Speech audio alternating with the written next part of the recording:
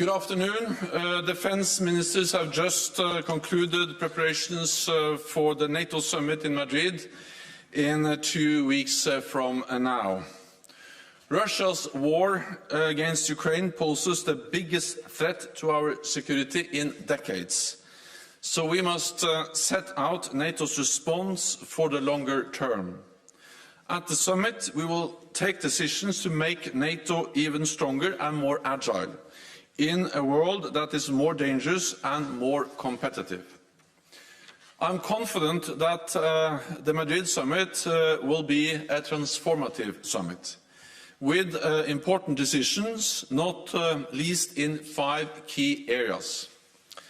Significantly stronger deterrence and defence, sustained support for Ukraine and other partners at risk, and I'm pleased that President Zelensky will participate in our summit. We will also decide on a new NATO strategic concept, setting out our position on Russia, on emerging challenges, and for the first time on China. And in this context, I welcome that the leaders of our Asia-Pacific partners will take part in our summit for the first time. Last but not least, better burden sharing and resourcing of our alliance, and the historic applications for membership by Finland and Sweden. At this ministerial in Brussels yesterday and today, we have made progress on many of these areas. Last night, we met with Ukrainian Defence Minister Resnikov. We addressed the imperative need for our continued support as Russia conducts a relentless war of attrition against Ukraine. NATO allies and partners have been providing Ukraine unprecedented support so that it can defend itself against Moscow's aggression. Allies have announced additional assistance, including much-needed heavy weapons and long-range systems. We also discussed plans to support the country for the longer term. We are putting together a NATO comprehensive assistance package for Ukraine, helping Ukraine improve interoperability with NATO, transition from Soviet era to modern NATO equipment, and further strengthening security institutions. Yesterday, over 40 nations, NATO allies and partners took part in the meeting of the Ukraine Support Contact Group led by the United States and committed to continue to uphold Ukraine's right to self-defense.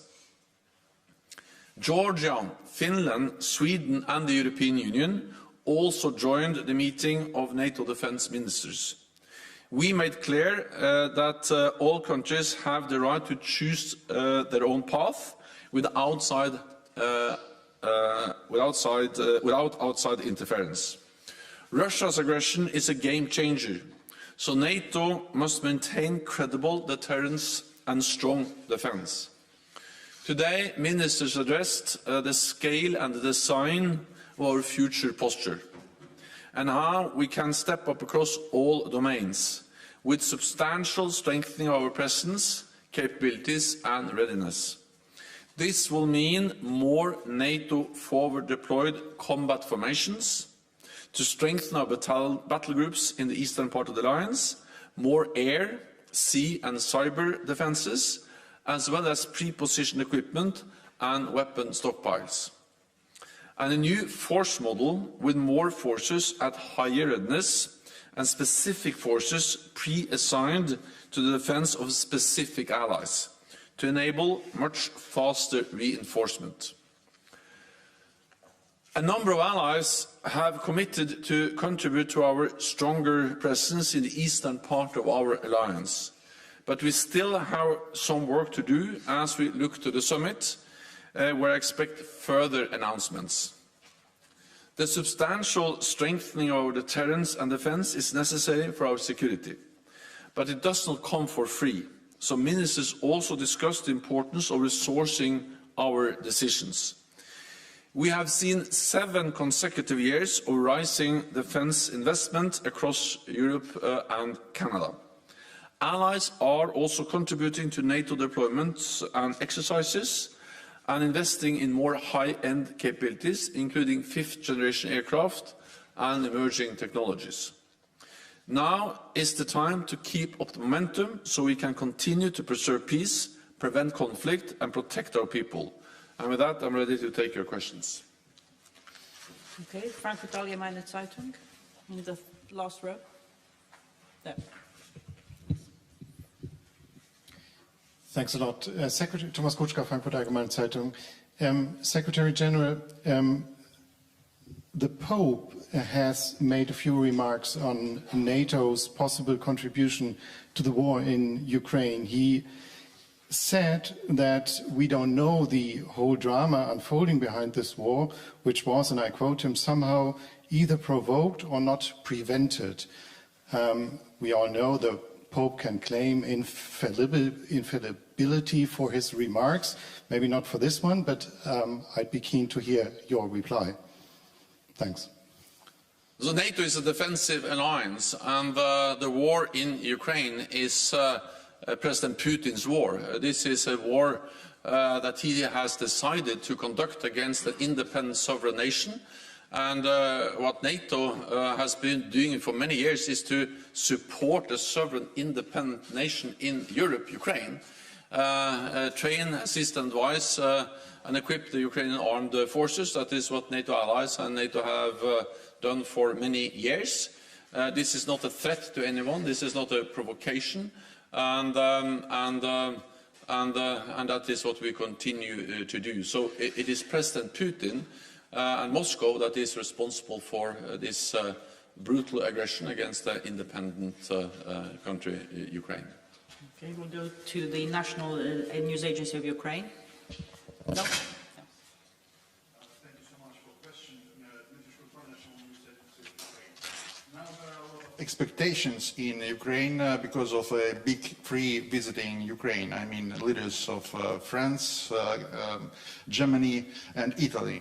I'm just curious if they consulted NATO before coming to Kiev from the security and military point of view, and how that visit could be influencing the future cooperation in military field between the NATO and Ukraine. And a short follow-up, if I may. If Ukraine now is fighting for NATO values using the NATO weaponry, is it the right time to raise a question or consider the future membership of Ukraine in NATO? Thank you. I welcome that leaders of NATO allied countries go to Kiev and visit Ukraine and meet with the political leadership, meet with President Zelensky, and also see the atrocities, the result of the brutal aggression by Moscow and President Putin in Ukraine. I think that is important to demonstrate solidarity, to convey a clear political message, and also, of course, to have that opportunity to consult with the political leadership in Kiev. We are also, of course, consulting with the political leadership in Kiev, here in Brussels, in different NATO capitals. We had the Defense Minister Reznikov participating in the meeting yesterday. And, of course, we also consult among ourselves between NATO allies, as we also did yesterday in the dinner where we had the European Union, Finland and Sweden, together with Minister Reznikov and all 30 NATO allies, discussing the way forward in our support to Ukraine. And also we had a meeting of the US-led support group here at NATO yesterday. More than 40 NATO allies and partners participated in that meeting, consulting, discussing how to sustain an unprecedented level of support to Ukraine, and also in that context welcome the announcement by the United States yesterday to further increase support, $1 billion US extra for military aid, including artillery and also long-range fires. So this is part of an ongoing process where allies are consulting and working together in many different ways to provide support to Ukraine. Our focus now is on support to Ukraine, to provide military support, lethal, non-lethal support from allies and from NATO, and also on capacity building, and this help to modernize more for the longer term the defense and security institutions of Ukraine.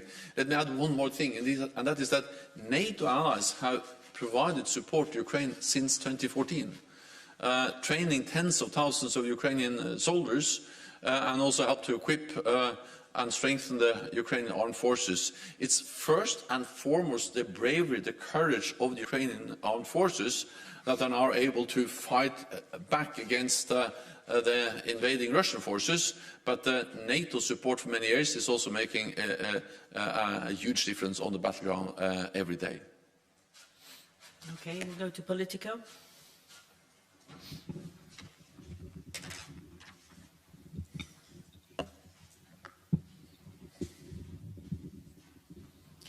Thank you very much, Leigh Beyer from Politico. I have two questions. The first is on the new model which you described on pre-assigned forces.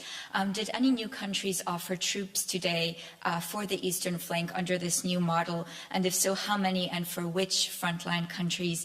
And my second question is, have you made any progress today on the tricky question of more common funding for the alliance? Thank you. First, on the new force model, we made significant progress, both on agreeing the exact modalities, elements of the new force model, but also we heard several allies indicating that they will provide new national announcements to contribute to the new force model. I think it's a bit wrong if I now start to announce on behalf of those allies. I'm certain that they will make the announcements well ahead of the NATO summit in 2 weeks' time. But we know that already Germany has been out there announcing readiness to provide extra support and also specific pre-assigned forces for Lithuania. And we've also seen announcements earlier from the United Kingdom. And then, of course, we also see other allies like France playing a leading role in Romania, leading the battle group there, and also France participating in many other ways, for instance, also with some more presence in Estonia and air policing. So by the summit, I'm confident that we have both agreed the force model, which is the framework, but also that we have more forces pre-assigned and delivered by NATO allies to underpin this new force model. Then on common funding, well, that's part of what we are preparing for the summit. We made a decision at the summit last year to invest more together. We have received requirements from our military commanders, and now we're working on that. And again, I'm confident that within 2 weeks, by the summit, we will have more concrete decisions. Okay. Imedi, lady here.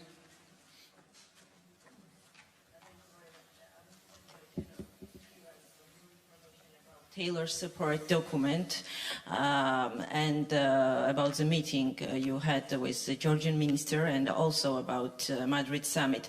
Georgia is expecting that Madrid summit will make some concrete steps and messages for Georgia with regard to the open door policy. So what is your main aim and what should Georgia expect? Thank you so much. Well, I met with the Georgian defense minister yesterday, and he also participated in the meeting yesterday evening, and we stressed, and allies and I myself underlined the importance of stepping up support, both political support and practical support, for allies that are vulnerable for Russian interference. And of course, Georgia is very much among them, because Georgia has already suffered the consequences of a military intervention from Moscow. They did so in 2008, and therefore we are now working on how we can provide more support and how we can further strengthen our partnership with Georgia. And it was a very constructive and good meeting with the Georgian defense minister, and Anna has also expressed the need to further step up the cooperation with our close partner, Georgia. Well, as again, it's for the summit to make final decisions, but I expect that when leaders meet, they will recommit to our open door policy and also restate what we have said before since the Bucharest summit on Georgia and NATO membership. NPR, Deutsche Welle. It's up here. Thank you very much, Mona.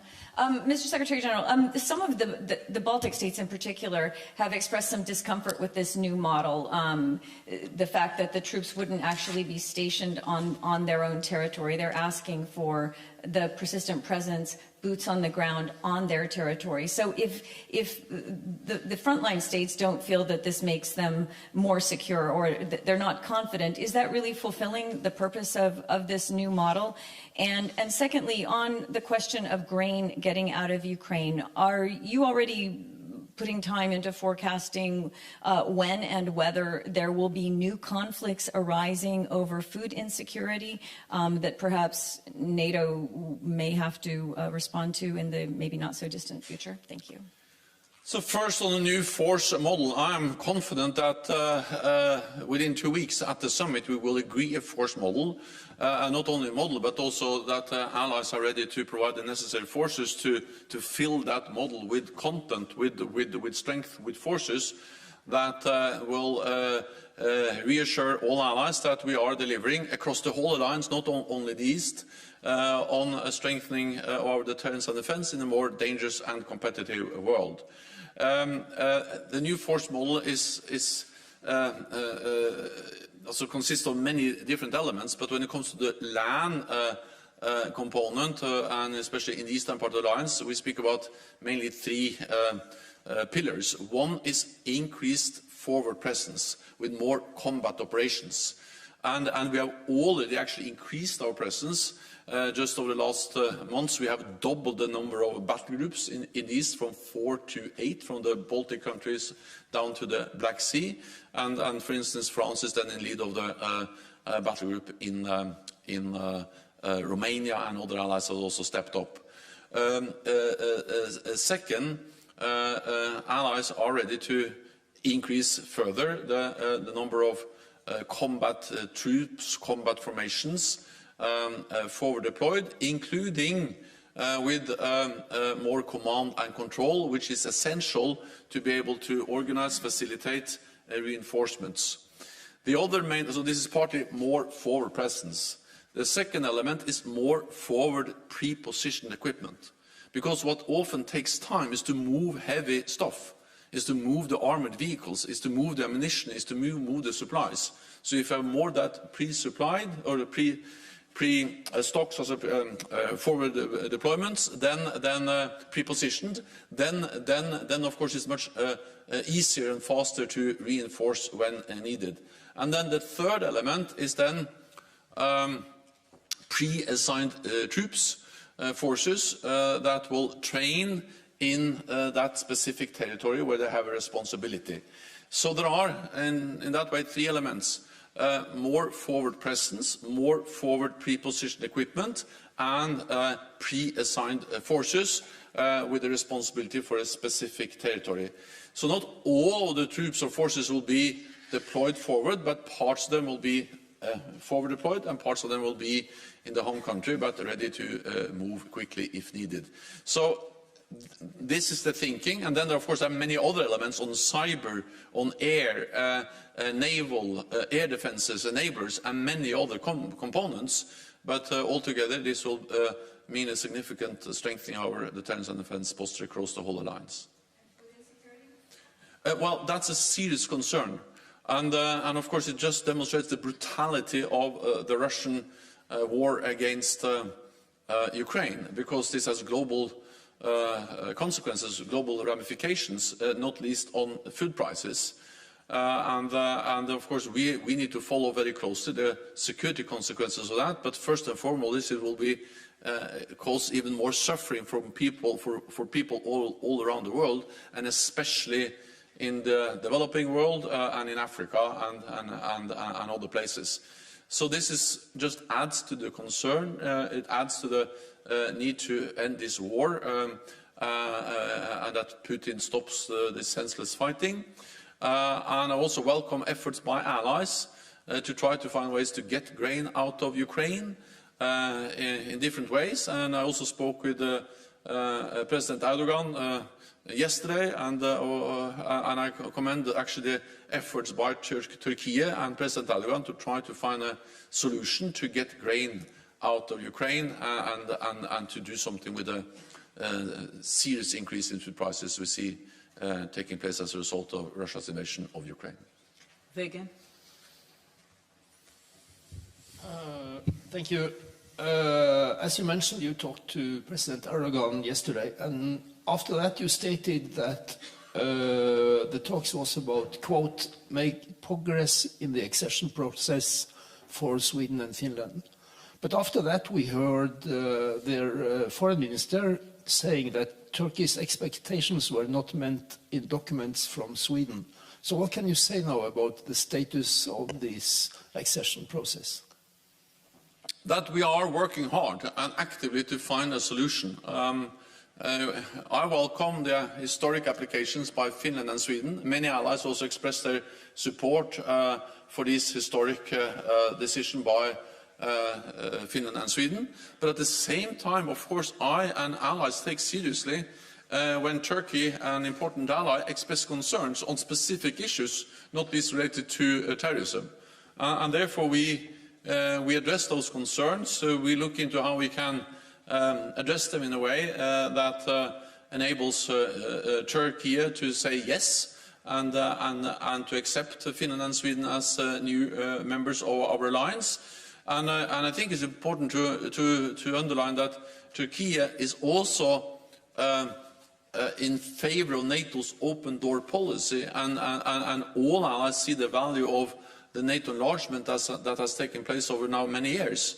But there are some specific issues, and we have been consulting with Ankara, our close ally, with Finland and Sweden. I went to Finland and Sweden on Sunday and Monday, met with the President of Finland, the Prime Minister of Sweden, and also I'm in regular contact with President Erdogan, and my staff is also engaging in these issues.